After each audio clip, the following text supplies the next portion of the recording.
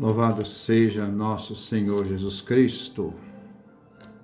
Nós vamos dar continuidade à nossa reflexão sobre o mistério da Eucaristia, nosso 16º encontro. Hoje nós vamos trabalhar São Justino de Roma, Justino mártir.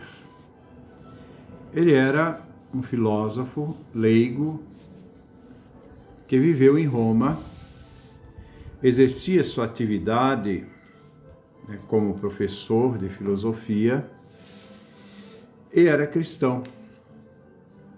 E ele escreve, nós temos dele 2 apologias e um diálogo com o judeu Trifão.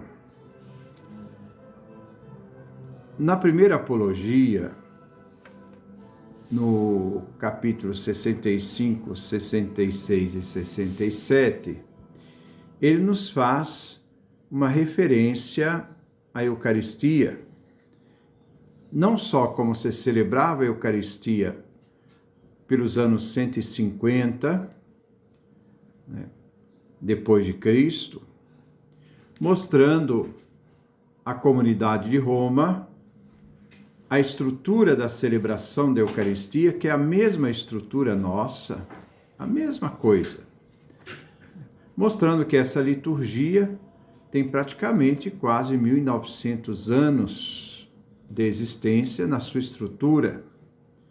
E, ao mesmo tempo, mostrando o que se entende dessa presença real de Jesus na Eucaristia. No capítulo 65, o Justino de Roma vai nos falar um pouquinho sobre a fraternidade e Eucaristia. Você pode encontrar este texto na coleção patrística da editora Paulus. É o volume 3, onde se fala lá de Justino de Roma, capítulo 65. Nos diz, então, São Justino: de nossa parte, depois que assim foi lavado aquele que creu e aderiu a nós, ele faz uma referência ao batismo, nós o levamos aos que se chamam irmãos, no lugar em que estão reunidos, a fim de elevar fervorosamente orações em comum por nós mesmos, por aquele que acaba de ser iluminado e por todos os outros espalhados pelo mundo inteiro. Ele fala aqui de uma oração comunitária.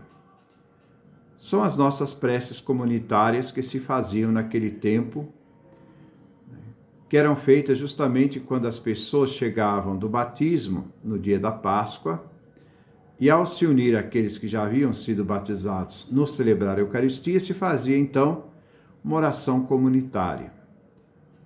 E depois diz: suplicando que se nos conceda, então suplicando a Deus que conceda aos cristãos, já que conhecemos a verdade, isto é, conhece a doutrina da fé cristã católica, serem encontrados por nossas obras como homens de boa conduta e observantes dos que nos mandaram, isto é, para que se tornem observantes daquilo que eles receberam como formação no batismo e aquilo que eles aprenderam dos seus catequistas, normalmente os catequistas também eram diáconos, uns eram diáconos, outros eram leigos, aprender tudo aquilo que é da doutrina cristã.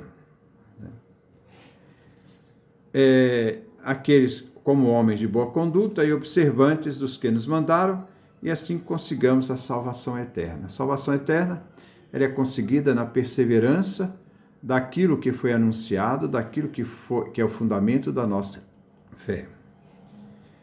Terminadas as orações, nos damos mutuamente o ósculo da paz. Esse ósculo da paz depois se transformou no abraço da paz. Hoje, infelizmente, as pessoas não querem nem abraçar. mas isso é parte integrante da celebração eucarística em Roma. Esse abraço da paz, que antigamente era o ósculo, o beijo da paz. Depois, aquele que preside, então, era o presidente da celebração eucarística. Aos irmãos é oferecido, então, ao presidente, pão, uma vasilha com água e vinho. Então, nós temos aqui o ofertório. Existem, então, as preces comunitárias, em seguida vinha o ofertório.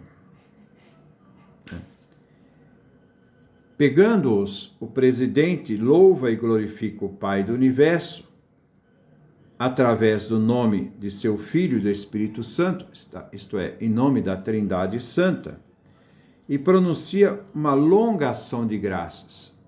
Então ele pronuncia a Eucaristia. A ação de graças, no português, significa Eucaristel, Eucaristia, no grego. Por ter nos concedido esses dons que dele provêm. Quais dons? Os dons do pão, do vinho e da água. Quando o presidente termina as orações e a ação de graças, todo o povo presente aclama dizendo amém. É como se fosse hoje também na liturgia. Quando termina a oração de ação de graças, da consagração, no final o pessoal dá um grande amém. E ele explica, né? Todo o povo presente aclama dizendo amém.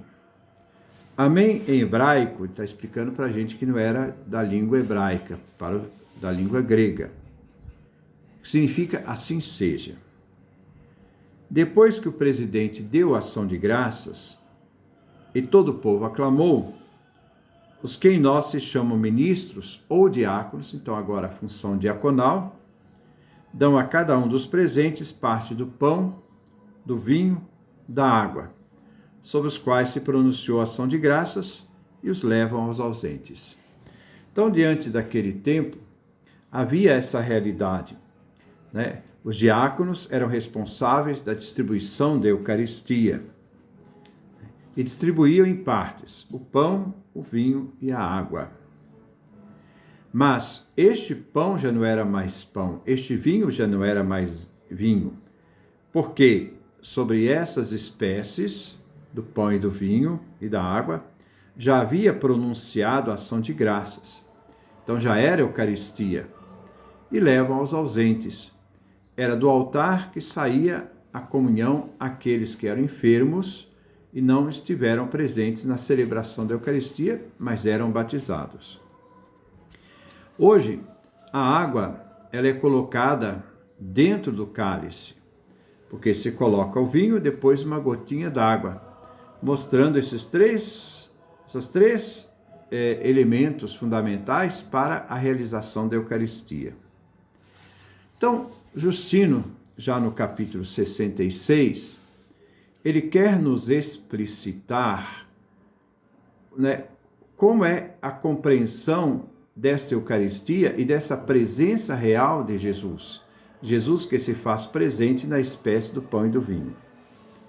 Então, Justino diz, este alimento, pão, vinho, água, se chama entre nós Eucaristia, da qual ninguém pode participar, a não ser que creia serem verdadeiros nossos ensinamentos, e se lavou no banho que traz a remissão dos pecados e a regeneração, e vive conforme o que Cristo nos ensinou. 3 elementos importantes.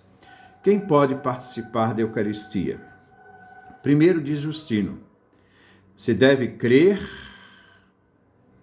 nos ensinamentos. Crer tudo aquilo que é fundamento da fé deixada pelos apóstolos, né? Segundo, ele tem que ser batizado.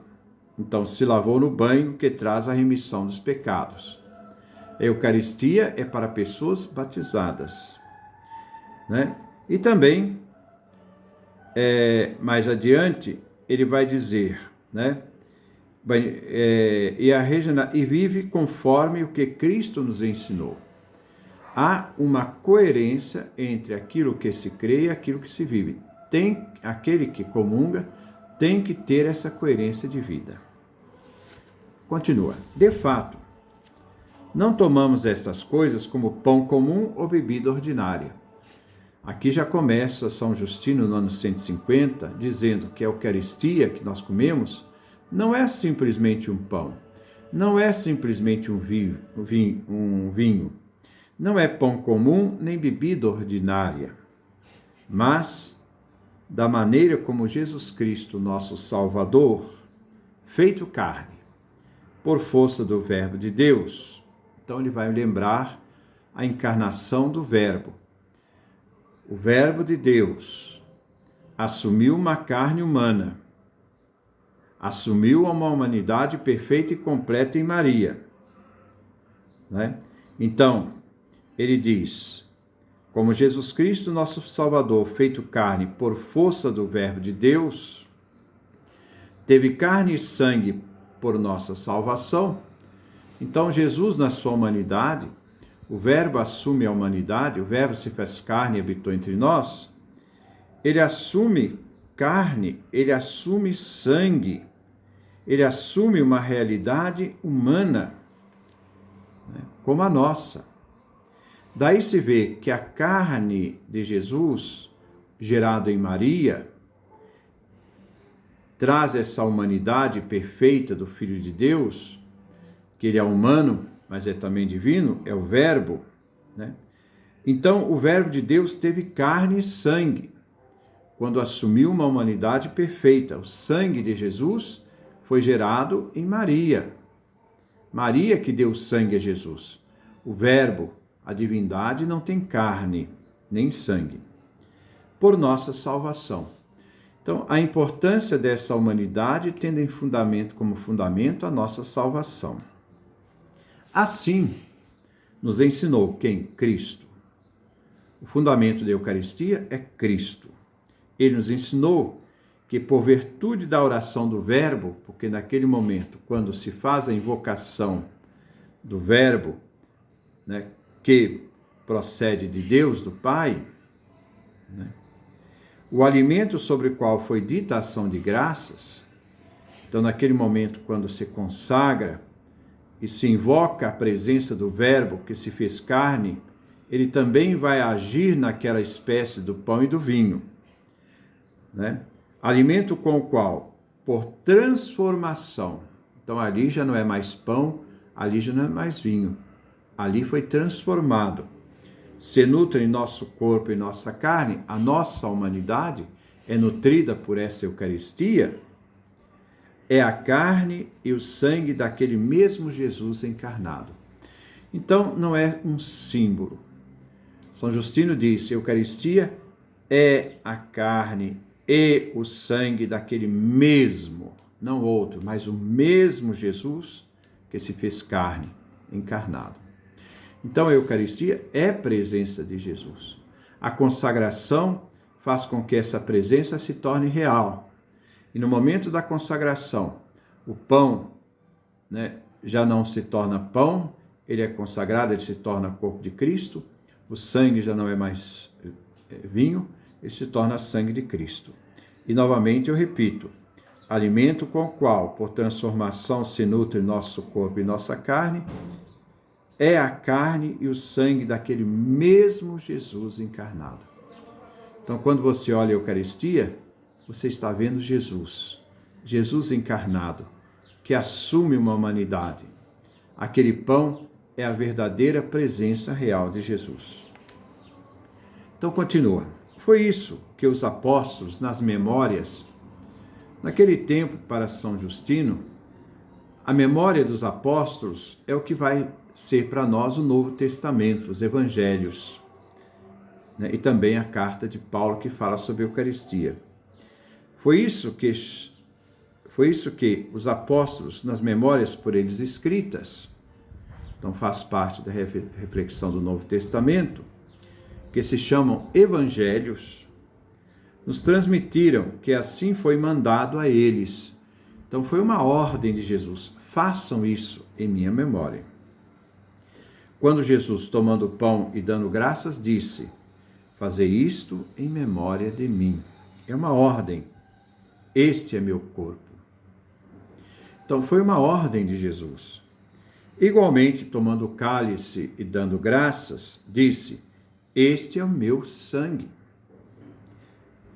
E só participou isto a eles, porque a Eucaristia era uma realidade que só podia participar quem era batizado e quem conhecia os mistérios deixados pelos apóstolos, porque este alimento é tão sagrado que se deveria ser reservado àqueles que conheciam e viviam a mensagem de Jesus.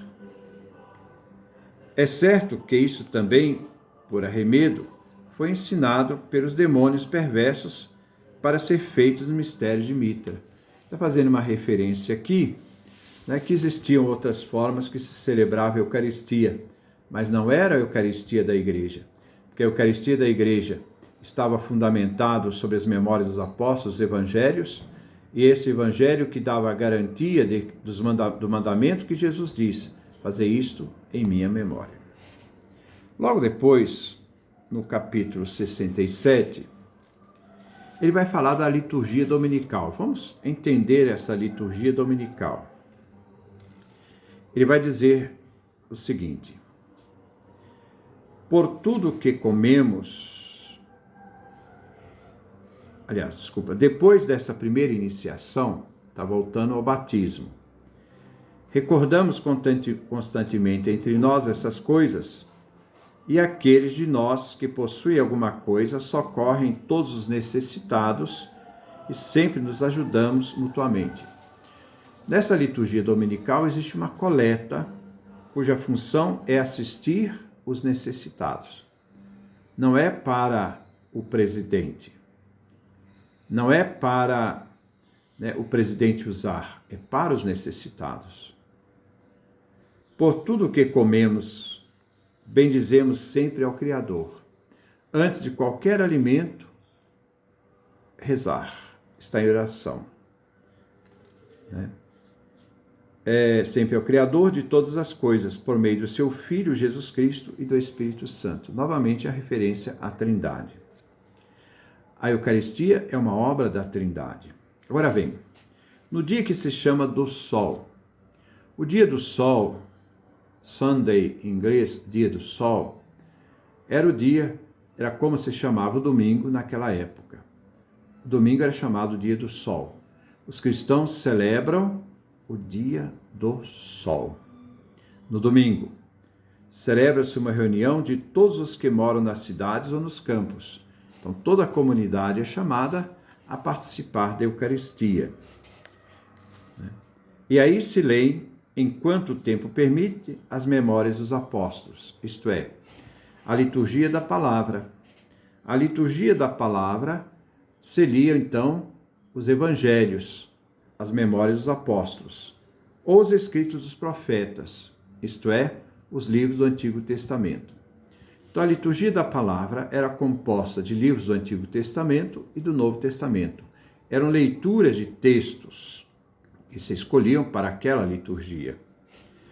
Quando o leitor termina, existia o ministério do leitor, o presidente, aquele que preside, faz uma exortação e convite para imitarmos esses belos exemplos, faz uma homilia, e a homilia era em cima da palavra de Deus. Não era para falar de política, não era para dar recado para ninguém. A homilia tem fundamento bíblico.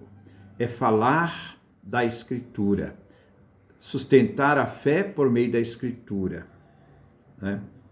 E ele diz: em seguida, levantamo-nos todos juntos e elevamos nossas preces. Então tem agora as preces da comunidade. Então nós vemos que dentro dessa estrutura da comunidade se faz uma coleta aos necessitados, depois se faz a leitura da palavra do Evangelho do Antigo Testamento, depois se faz uma homilia, E depois de terminadas, como já dissemos, oferece pão, vinho e água. Então, depois de terminada a liturgia da palavra, se faz então as oferendas. Se oferece pão, vinho e água. O presidente, conforme suas forças, faz igualmente subir a Deus suas preces e ação de graças, e todo esse povo exclama dizendo amém. Então, há uma longa explicação. Nessa longa explicação, que é dada em forma de louvor a Deus Pai, por meio de seu Filho no Espírito Santo, esse grande louvor, né, se faz então, né, essa oração, que é a oração da consagração, como nós vimos na teologia da Eucaristia, e uma oração depois da consagração, que era feita de forma livre, né, louvando a Deus pelo mistério da Eucaristia, do Verbo que se faz carne, que está presente realmente naquela espécie do pão e do vinho, transformados pela oração, pela invocação do Verbo, né, o Verbo da Palavra de Deus, a palavra que se fez carne. Então depois, né, vem depois a distribuição e a participação feita a cada um dos alimentos consagrados pela ação de graças e seu envio aos ausentes pelos diáconos, como nós vimos. Então depois há a comunhão, eles comungam da espécie do pão, do vinho e da água, e hoje nós tem o pão e o vinho, a água é colocada sobre o vinho, simbolizando que o sangue do Cristo, a imensidão do sangue do Cristo e da água que é colocada sobre o sangue do Cristo, mostra que a água que é a humanidade se dissolve totalmente nessa grandiosidade que é o sangue do Cristo que redime a humanidade. Logo depois tem uma segunda coleta. Os que possuem alguma coisa e queiram, cada um conforme sua livre vontade, dá o que bem lhe parece, e o que foi recolhido se entrega ao presidente, porque aí essa segunda coleta é para o culto, para poder dar condição à realização do culto. Ele também distribui aos órfãos e viúvas, aos que têm necessitados, e outra causa, daqueles que estão necessitados, aos que estão nas prisões, aos forasteiros de passagem. Numa palavra, o presidente se torna provisor de todos os que se encontram em necessidade. Celebramos essa reunião geral no dia do sol, isto é, domingo, porque foi o primeiro dia em que Deus, transformando as trevas e a matéria, fez o mundo, né? Então, por que domingo? Porque domingo é o primeiro dia da criação. E em Jesus existe uma nova criação. É o primeiro dia da nova criação, da ressurreição. E também o dia em que Jesus Cristo, nosso Salvador, ressuscitou dos mortos. Então se celebra o primeiro dia da criação e o dia da ressurreição, porque o dia da ressurreição no domingo expressa o primeiro dia da nova criação que o Pai Eterno realizou em seu Filho Jesus por meio da ressurreição. Com efeito, sabe-se que o crucificaram num dia antes do dia de Saturno. Saturno era o dia de sábado. No inglês ainda mantém Saturday, sábado, dia do sábado, né? E no dia seguinte ao de Saturno, que é o dia do sol, Sunday, dia do sol, em inglês. Ele apareceu aos seus apóstolos e discípulos. Aqui está o fundamento do domingo. Nós não seguimos a tradição judaica. O cristianismo não fundou a sua fé, né, em todo o judaísmo, na tradição celebrativa. Não. Ele fundou na base da ressurreição, a nova criação em Cristo Jesus. Ele nos ensinou essas mesmas doutrinas que estamos expondo para vosso exame. Diante dessa realidade, nós podemos entender que a Eucaristia, a estrutura da celebração eucarística, é a estrutura da nossa missa. Nós não inventamos essa estrutura tem 1900 ou mais anos, que era assim celebrado em Roma. Mas, ao mesmo tempo, nós vemos que há 150 anos, praticamente 49 anos depois da morte de João Evangelista, a Igreja de Roma celebrava a Eucaristia assim, onde nós hoje ainda celebramos a Eucaristia nessa mesma estrutura. E é fundamental que a gente tenha no coração, né, essa compreensão daquilo que o próprio, né, São Justino de Roma, Mártir, escreveu, onde ele nos diz, né, com muita clareza, né, que, de fato, não tomamos essas coisas como pão comum ou bebida ordinária. Não é simples pão, não é simples vinho, mas de maneira como Jesus Cristo, nosso Salvador, feito carne, por força do Verbo de Deus, teve carne e sangue por nossa salvação, assim nos ensinou que por virtude da oração do Verbo, que procede do Pai, naquele momento, na consagração, que por virtude da oração ao Verbo que procede do Pai, o alimento sobre o qual foi dita a ação de graças, alimento com o qual, por transformação, se nutre nosso sangue e nossa carne, nós somos nutridos pela Eucaristia, é a carne e o sangue daquele mesmo Jesus encarnado. Essa é a compreensão da Igreja. Não é a compreensão daqueles que no momento se revoltaram e acharam que tem que pensar diferente, porque acham que os apóstolos devem ter se enganado, e Justino deve ter enganado, e tantos outros devem ter sido enganados. Não enganaram, não. Essa é a visão da Igreja, essa é a perspectiva da Igreja. Jesus verdadeiramente está presente e vivo na Eucaristia, que é fruto, alimento da nossa salvação. Que Deus nos dê a sua graça, a sua bênção, a sua face resplandeça sobre nós.